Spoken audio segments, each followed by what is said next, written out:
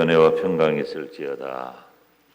어제 저녁에 예배 마치고 우리 장로님들 몇 분하고 대화를 나눴는데 목사님도 마스크 쓴 것이 좋겠습니다. 그래서 제가 여러 목사님들하고 전화를 좀 나눴는데 반반이에요. 어떤 분은 쓰고 어떤 분은 안 쓰고. 근데 저는 이제 말을 들으면 또 그 말이 저에게 주는 의미가 있다고 늘 생각하기 때문에 또 안 쓰는 것보다 쓰는 것이 방역적인 면에서 또 이미지 면에 있어서 뭐 말을 안 들을 수 있는 상황이 되니까 그리고 이제 이 가림막도 치워버려요. 이거 이제 필요가 없어. 아무튼 이런 세상이 됐습니다. 잘 들리죠? 자, 우리가 바울 서신의 어떤 패턴대로 그리고 에베소서도 1장부터 3장까지는 교리적인 면을 많이 기록하고 있다 그랬죠. 그리고 4장부터서 6장까지는 이게 에베소서의 경우에요. 까지는 바로 실천적인 내용을 담고 있다. 실천적인 내용을 담고 있는데 바로 이와 같은 것들은 성도의 삶으로 연결이 되어진다 그랬죠. 자, 이 패턴이 왜 중요하냐? 특별히 에베소서에서는 김 목사가 에베소서를 이끌고 가는 매우 중요한 문장이 있는데 그건 바로 나는 누구인가? 나는 누구냐? 자기 정체성에 관한 문제예요.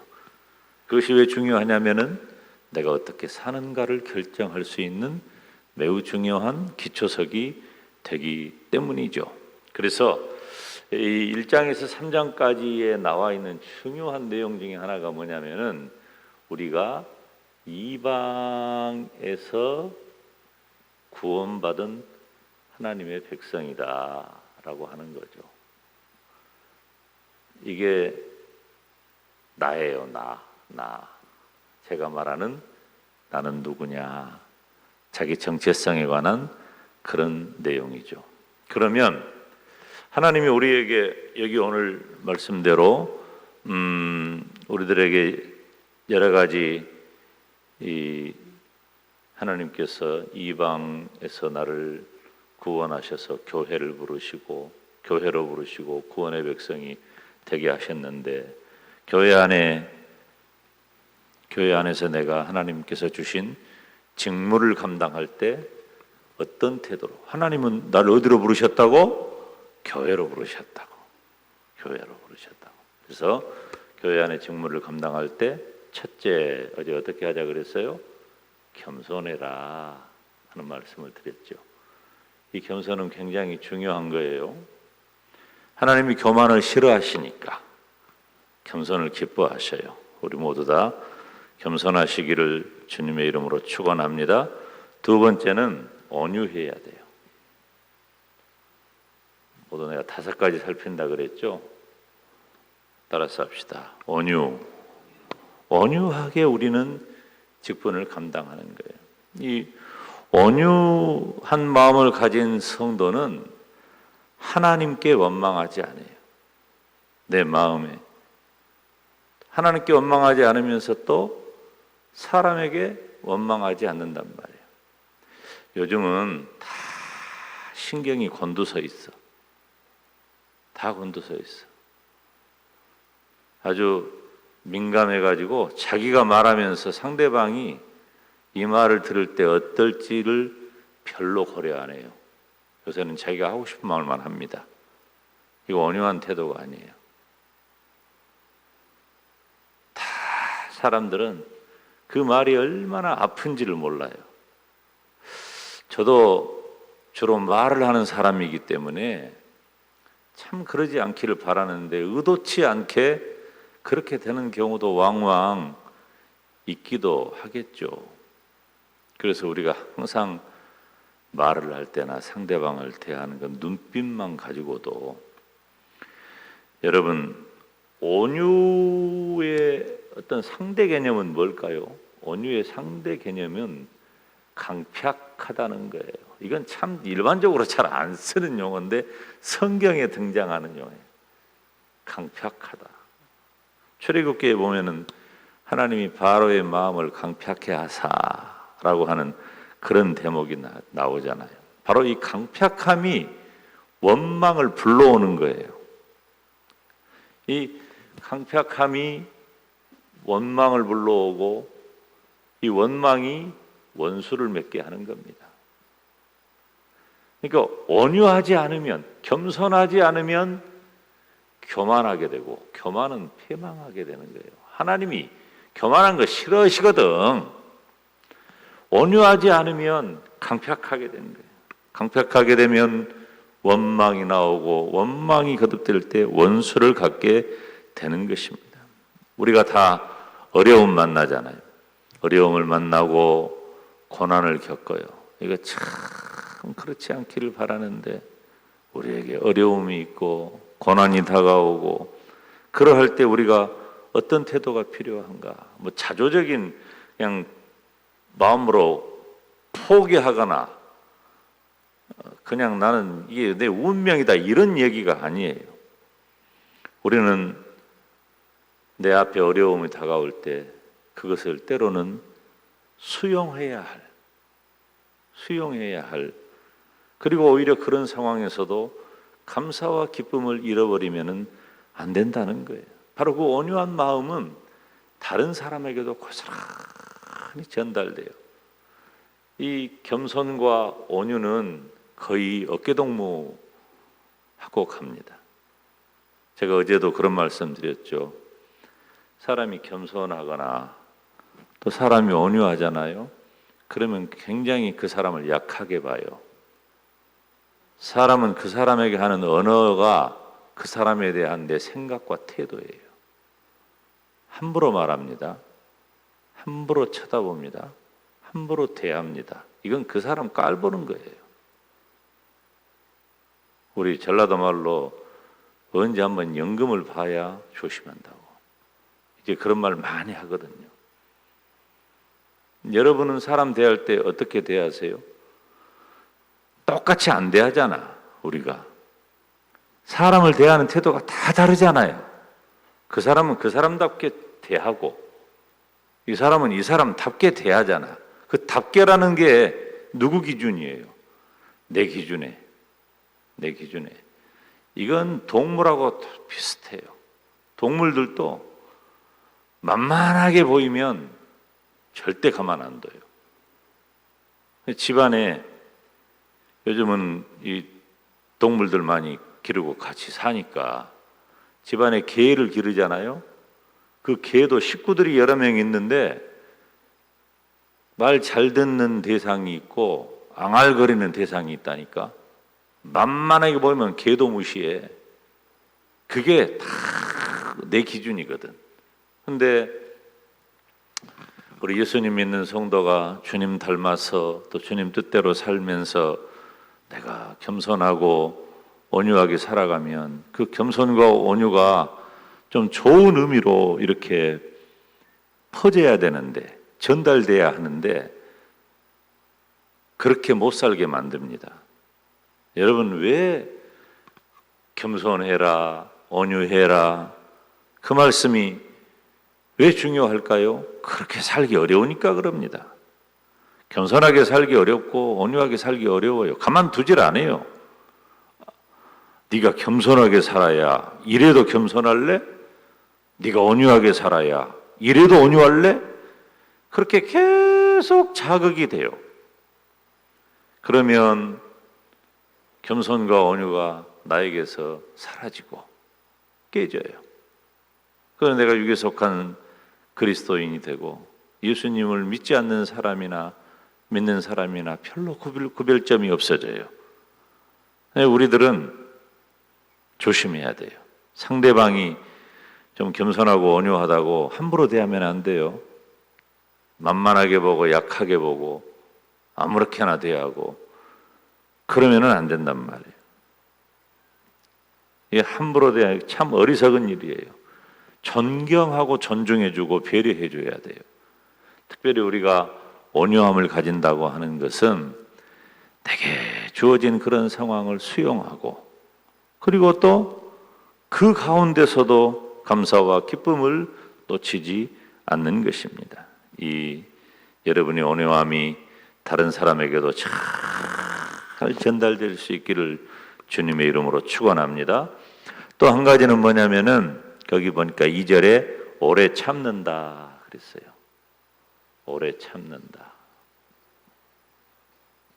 뭐 갈라디아서 5장에도 다 나와 있는 그런 단어들인데, 이 오래 참음의 근본은 뭐냐면은 죄인을 대하시는 하나님의 성품이에요.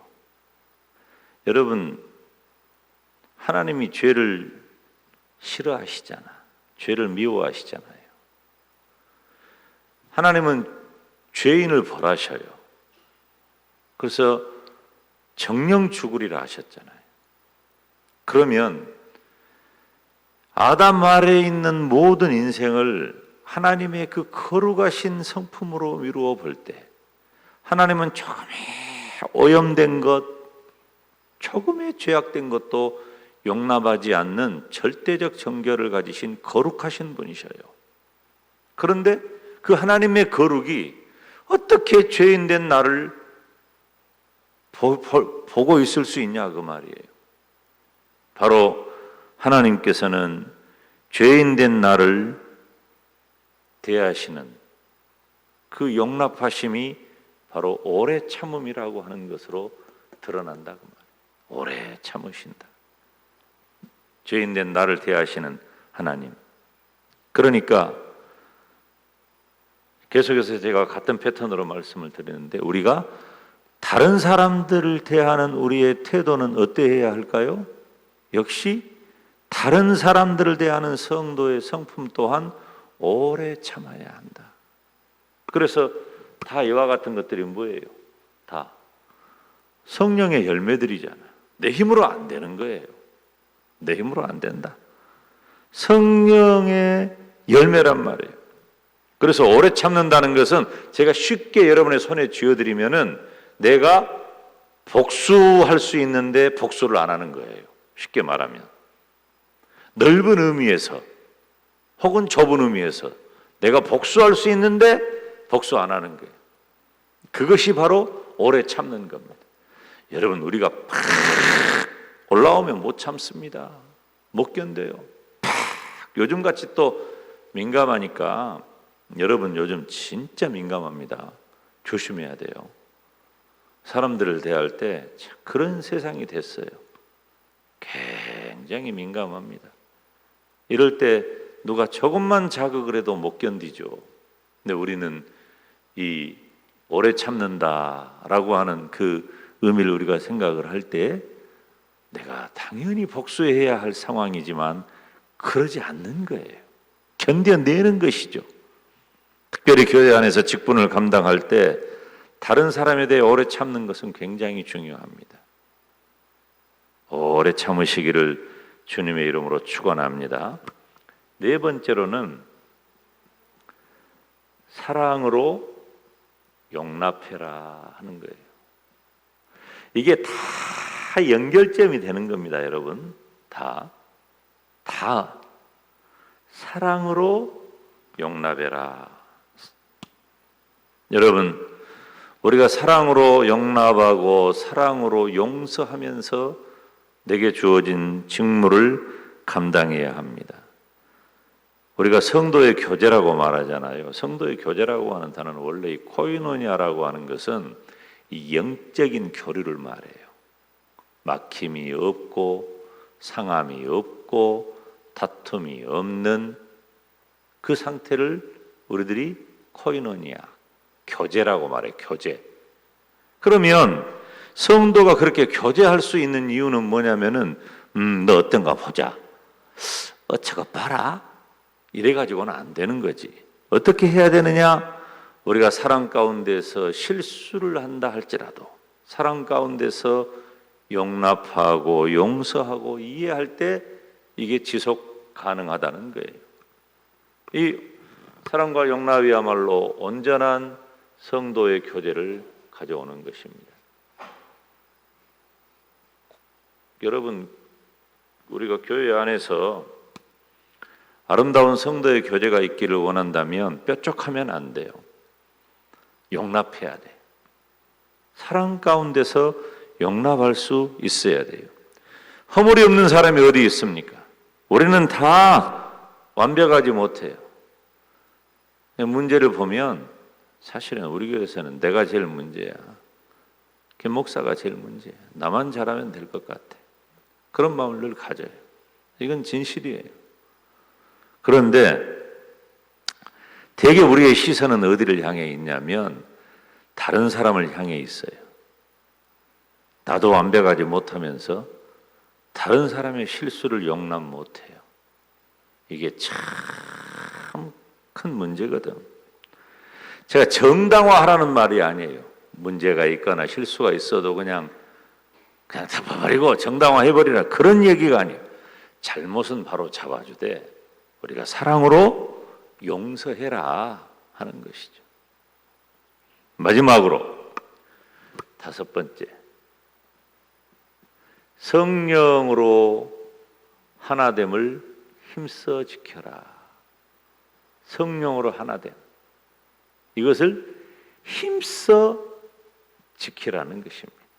성령으로 하나되는 것은, 그러니까 우리가 직분을 감당하고 직무를 행할 때에 성령으로 하나 되어서 행해야 한단 말이에요. 성령으로 하나 될 것을 강조하고 있잖아요.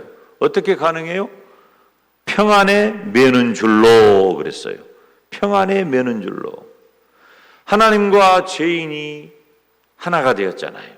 이방인과 유대인이 하나가 되었잖아. 왜? 화해하고 하나가 된 거예요. 무엇 안에서?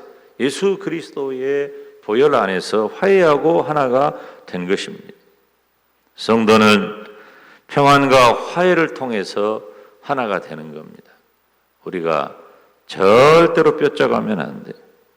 성도의 하나됨은 그냥 우리가 일반적으로 말하는 공감하는 연대 이런 정도가 아니에요.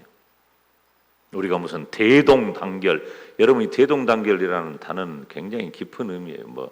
기독교 언어는 아니에요. 그 잘 안 쓰지만은 그런 단어도 굉장한 결속력을 갖게 하고 무슨 어떤 무브먼트를 할 때 굉장한 작용을 하지요. 폭발할 수 있는 그런 그 힘을 갖추게 해요. 근데 우리가 말하는 것은 그런 의미가 아니에요. 그런 의미가. 이 성도의 하나됨이라고 하는 것, 성도가 하나 됐다고 하는 일반적인 연대의 개념하고는 전혀 다른 거예요. 예수 그리스도의 보혈 가운데 하나가 된 거예요. 그래서 성도의 하나됨은 내가 받은 구속의 역사 가운데서 이루어지는 거예요. 그러니까 성령의 역사로 가능한 것이지. 사랑하는 여러분, 우리는 한 성령 안에서 하나 되어서 나에게 주신 직분을 잘 감당하시기를 주님의 이름으로 축원합니다. 바울이 성도를 향한 교회의 직무를 어떻게 감당해야 될 것인가 라고 권면하는 내용, 첫째, 겸손해라, 온유해라, 오래 참아라, 사랑 가운데 용납하고 성령 안에서 너희가 서로 하나 되어라, 이 말씀을 마음에 새기고 오늘 또 나 자신이 살아가야 할 삶의 모든 여정 가운데서 바울이 나를 향해 권면했다 하는 그 마음을 가지고 이 아름답고 복된 열매를 잘 지켜내시기를 주님의 이름으로 축원합니다.